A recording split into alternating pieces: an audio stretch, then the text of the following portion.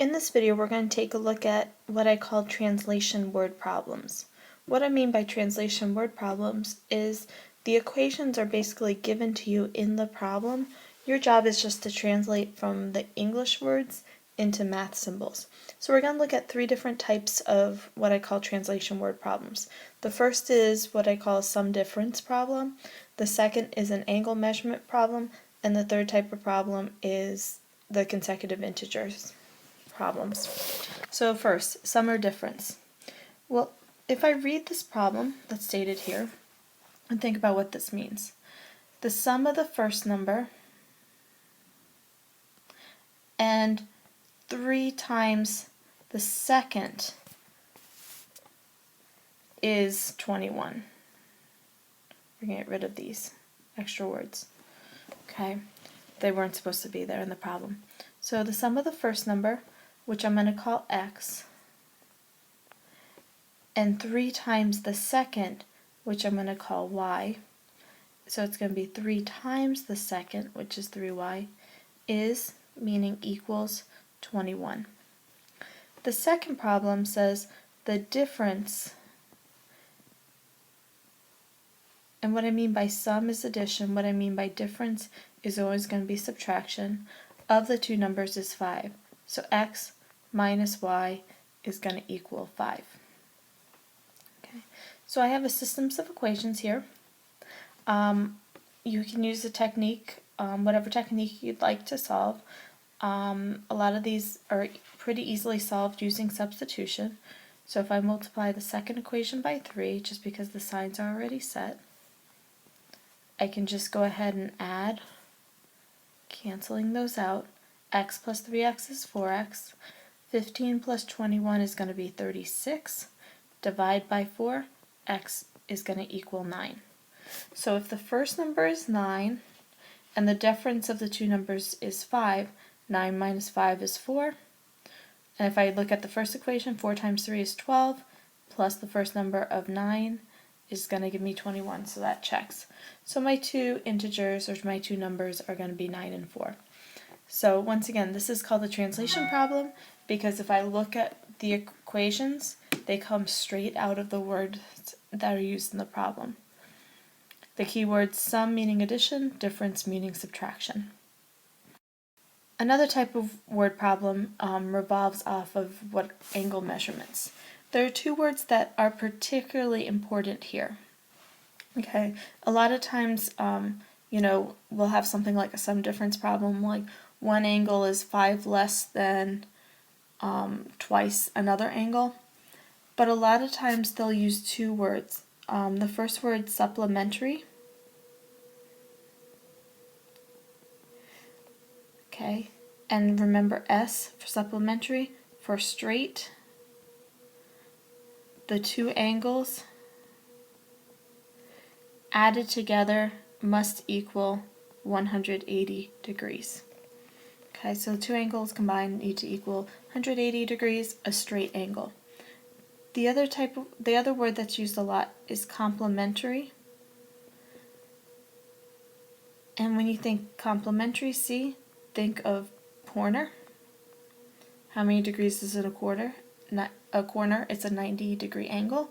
Okay, forms that right angle. So the two angles need to add to equal 90 degrees. Let's take a look at one of these. So here's an example. Two angles are complementary. What does complementary mean again? Right, they must add to up to 90 degrees. So what that means is that if I call one of these angles, let's get the right drawing here, of a right triangle. Okay, so I have two angles. So let's call one x and one y. Okay, I know that x plus y has to equal 90 degrees.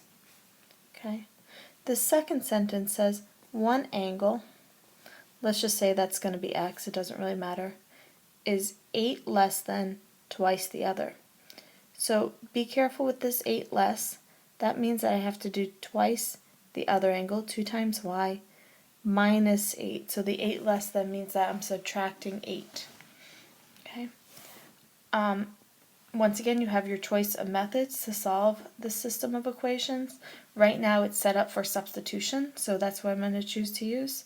Then I'm going to take the x plus y. Instead of writing x, I'm going to put 2y minus 8 in for x, plus then y would equal 90 degrees. So 2y plus y is 3y, minus 8 is equal to 90. Add 8, 3y is going to equal 98 degrees.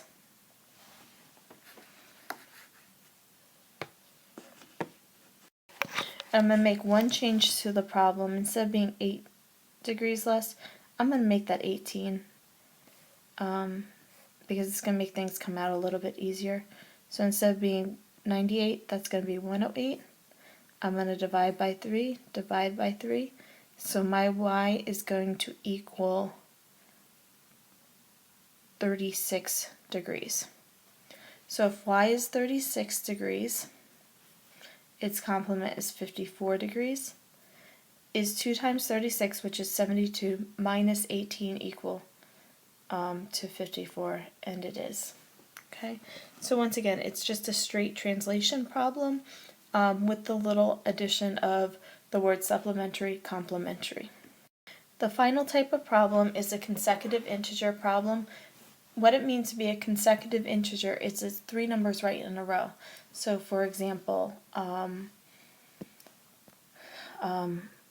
6, 7, 8 would be consecutive integers. Okay. What also is sometimes used is consecutive even integers, meaning something like 6, 8, 10, or 6, 8, 10, 12. Okay, or it's just 6 and 8. There's also going to be consecutive odd integers, meaning 7, 9, 11. They're going to be odd. Okay? Pretty much the setup for this, the consecutive integers problems, will always be to call the first number x. In this case, my 6 is going to be x. So what would 7 be? It's going to be x plus 1. 8 would be x plus 2. 9 would be x plus 3. So however many you need, that's basically how you're going to be setting it up. With consecutive even or consecutive odd, it doesn't matter. If I take the first number in this consecutive integers, or consecutive even or consecutive odd integers, to be x, once again, that's going to be that 6 or 7. To get from 6 to 8, or to go from 7 to 9, I'm going to then need to add 2. Okay, and then to go to 10 or 11, from 8 or 9, I'm going to have to add another 2 in a case it's be x plus 4, if I take that first number of that series to be x. So how does this, let's suppose I give you the problem, the sum of 2 consecutive integers is 42. In this case, I'm talking about 2 consecutive integers. So I'm going to call the first one x, call the second one x plus 1. Well, if I'm talking about the sum of these 2 integers, x plus 1 is going to equal 42. So I have 2x, I can subtract 1. Okay, let's make this 43. I'm just batting 1,000 with these problems. If I subtract 1 from both sides, I'm going to get 2x is going to equal 42.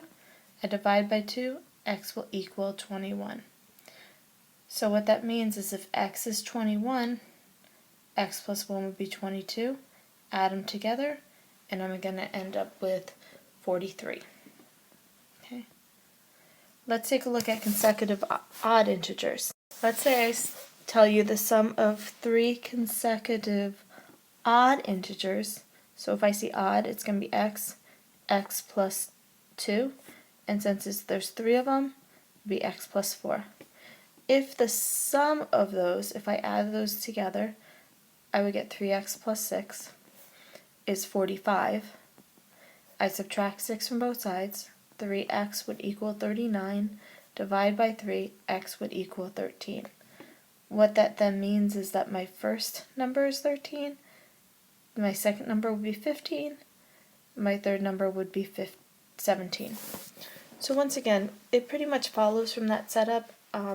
I always write sort of what are my values that I'm using, what are my three numbers, kind of on the side, just so I can remember what that variable means. And that's pretty much all there is to it. So these are some examples of what I call translation. It's basically reading the words, knowing what the words mean mathematically, and turning into a sentence. Always kind of with I'd recommend putting sort of a key to the side, what's X, what's Y.